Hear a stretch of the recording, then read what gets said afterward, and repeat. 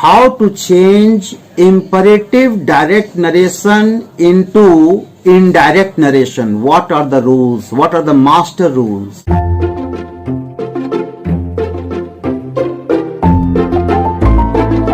क्या नियम है? पहले इंपरेटिव सेंटेंस को पहचानेंगे। इंपरेटिव सेंटेंस किसको कहते हैं? इंपरेटिव सेंटेंसेस आर दो सेंटेंसेस विच कन्वेज ऑर्डर करके कमांड, रिक्वेस्ट, प्रपोजल, एडवाइस का एग्जाम्पल सॉल्व करेंगे। आप देखो क्या बदलता है। तो केस ऑर्डर से स्टार्ट करते हैं। अपने आप कहोगे कौन सा केस करवा रहे हैं? ये चार भाई इसका है। अब एग्जाम्पल लिखिए। आप खुद बोलिए, हम खुद पूछेंगे आपसे कि कौन सेंटेंस है। आपको क्या बोला गया? पहले क्वेश्चन आएगा तो पहले कोटेशन मार्क के अंदर हमको क्या देखना है? टाइप्स ऑफ सेंटेंस देखना है। पहले उसको देखना, वही डिसाइड करेगा क्या बदलेगा। कोई भी सेंटेंस बदलने के लिए लेसन पढ़ने में चारों चित्त से दिमाग लगाना पड़ता है। रिपोर्टिंग वर्ब कौन? टेंस, प्रेजेंट की पास्ट, पहला बुद्धि। कोटेशन में सेंटेंस कौन सा टाइप, तब रूल लागू होगा। So today we are starting imperative case. Write an example and try to understand. The principal said to him, call the boy. अब मेरा बच्चा देखेगा कि भाई इसमें रिपोर्टिंग वर्ब पास्ट में है, अच्छी बात है। और क्या देखेगा? कोटेशन में कौन type sentence? Call the boy. Order कैसे पहचाने ऑर्डर को आप? ऑर्डर इंपरेटिव का ऑर्डर केस कैसे पहचाने आप? क्या सूत्र है इसका? Order always starts with verb. Call the boy, bring the file, कुछ भी, shut the door, get out, जितना ऑर्डर दो देखो कैसे वर्ब से स्टार्ट होता है कि नहीं, होता है कि नहीं, बोलिए। क्लियर हो गया। रिपोर्टिंग वर्ब हमारा पास्ट टेंस में है, देख लिए हम। और कोटेशन में जो प्रिंसिपल बोला था हमको अपने सामने बोलना है, इसके लिए देख लिए कि ये ऑर्डर वाला सेंटेंस है, इंपरेटिव का ऑर्डर केस है ये, बिकॉज ये वर्ब से स्टार्ट किया गया है। कॉल द बॉय, बदलिए फटाफट। जैसे हम देखे ये डायरेक्ट स्पीच में कि टाइप मिल गया हमको क्या चीज? ऑर्डर वाला। रिपोर्टिंग वर्ब विल चेंज, क्योंकि ये बोल नहीं रहा प्रिंसिपल, ये आदेश दे रहा है। जैसे क्वेश्चन पूछा जाता है वैसे ये ऑर्डर वाले में आदेश दिया जाता है, बोला नहीं जाता है। द प्रिंसिपल ऑर्डर्ड, किसको ऑर्डर्ड? ऑब्जेक्ट उतार देंगे। ऑर्डर्ड टू नहीं लिखेंगे, ऑर्डर्ड आस्क के बाद टू नहीं लगता है। Ordered him. अब यहां सीखना है आपको। इंपरेटिव में फॉर्मूला है, रिपोर्टिंग वर्ब को ऑर्डर में बदलिए और टू लगाइए। Ordered plus to formula. Preposition to का प्रयोग होता है कनेक्टर के रूप में, टू। अब लगाइए वर्ब। वर्ब कहां लगाइए? Call the boy. टू लगा दिए तो कॉल्ड लिख दें। आप लोग सब बोलिए, बात कीजिए हमसे। प्रीपोजिशन के बाद लगता है पास्ट टेंस, बन गया ऑटोमेटिक, पास्ट टेंस बन गया। सेडे से बन गया, ऑर्डर्ड से ही बन गया समूचा past tense. The principal ordered him to call the boy. कितना आसान। क्या फॉर्मूला है? इंपरेटिव ऑर्डर को बदलने के लिए क्या फॉर्मूला है? Ordered plus two plus verb. जैसे आया एग्जाम में हमको कोई बोलना है, हमको जिसमें ऑर्डर वाला बात बोलना है अपने शब्द में, फॉर्मूला क्या है? याद आपका काम है करना। ऑर्डर्ड चाहे command plus two plus verb. Verb मतलब V1, टू V1 ही आता है।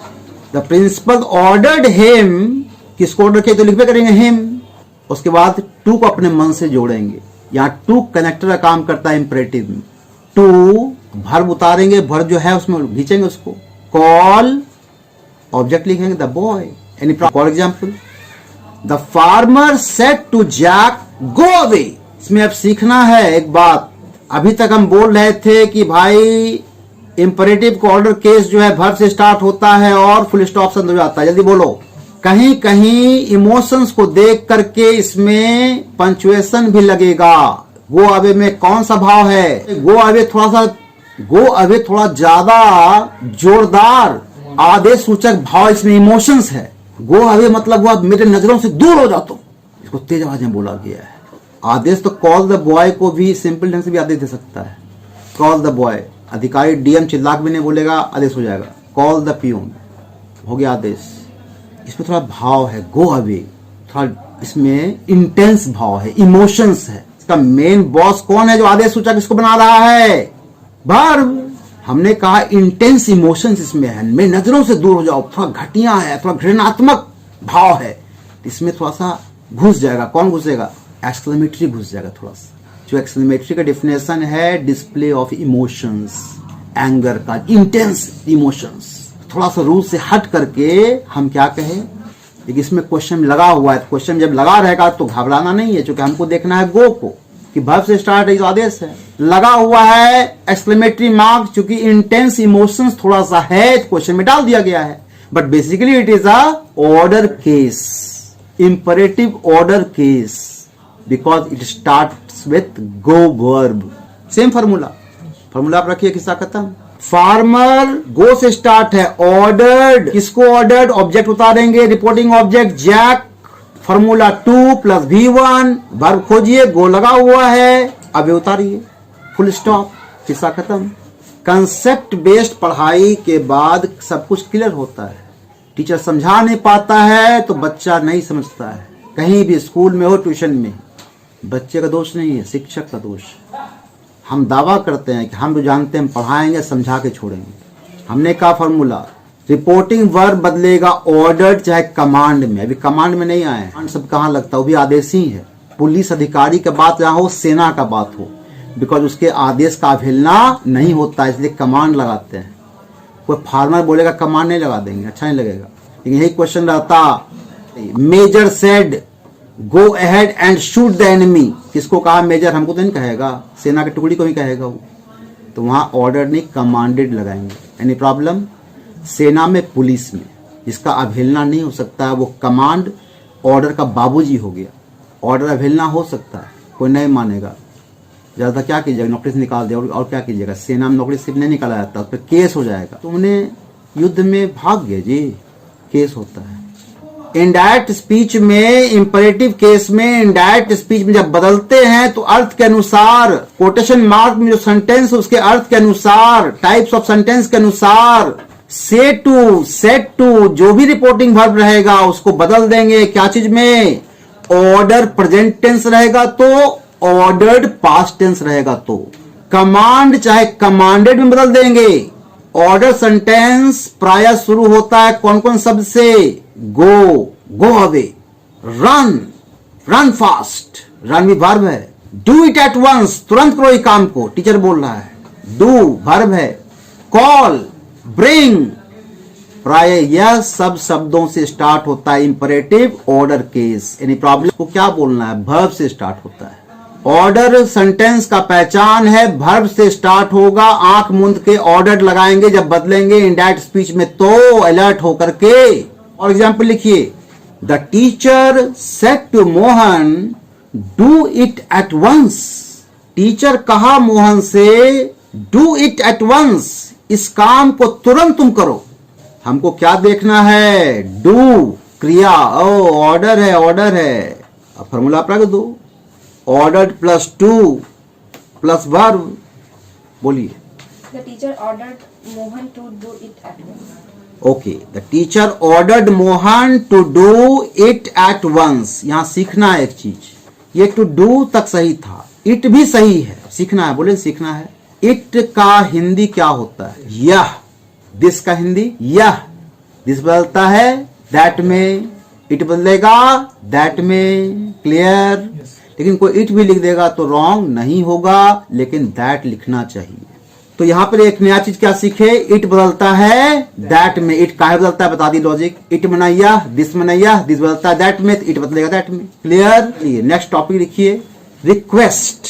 How to change imperative request. Request वाला केस आ जाएगा, इंपरेटिव का दूसरा भाई, उसको कैसे बदलेंगे? एग्जाम्पल पढ़ेंगे, सीखेंगे, उसको बदलेंगे, चेंजेस जो होगा उसको समझेंगे। तो इंपरेटिव जो है रिक्वेस्ट वाला का पहचान बच्चा भी पहचान सकता है, उसमें प्लीज लगा रहता है। उस प्लीज के कारण से रिपोर्टिंग वर्ब बदल जाता है रिक्वेस्टेड में। जैसे क्वेश्चन में आप बोलते हैं ना, पूछा जाता है तो राम आस्ट लिखते हैं, वर्ब से सेंटेंस स्टार्ट होगा ऑर्डर वाला में, तो ऑर्डर दिया जाता है, ऑर्डर बोला नहीं जाता है, इसलिए आपने ऑर्डर्ड लिखा सेट टू बदल करके। उसी प्रकार ये भी बदलेगा रिक्वेस्टेड में। अब बाकी सेम है, एग्जाम्पल लिखिए, क्लियर हो जाएगा। He said please give me another chance. तो प्राय इंपरेटिव स्टार्ट होता है वर्ब से, यहाँ पे क्या हुआ, इंपरेटिव का भाई क्या चीज से स्टार्ट हुआ, प्लीज से स्टार्ट हुआ, जबकि ये इंपरेटिव है। ध्यान से मेरी बात भी सुनना है, लिखना भी है। इंपरेटिव का पहचान कि वर्ब से स्टार्ट होगा, लेकिन यहां इंपरेटिव स्टार्ट होगा प्लीज से, चूंकि रिक्वेस्ट केस है, यस और नो।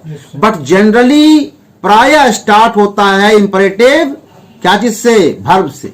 आसान है, आप लिखिए, सेम फार्मूला है।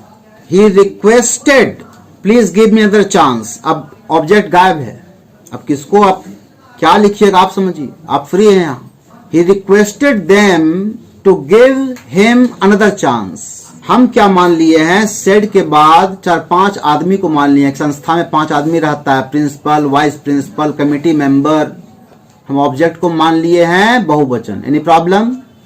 तो हम लिख दिए हैं रिक्वेस्टेड देम। क्लियर हुआ?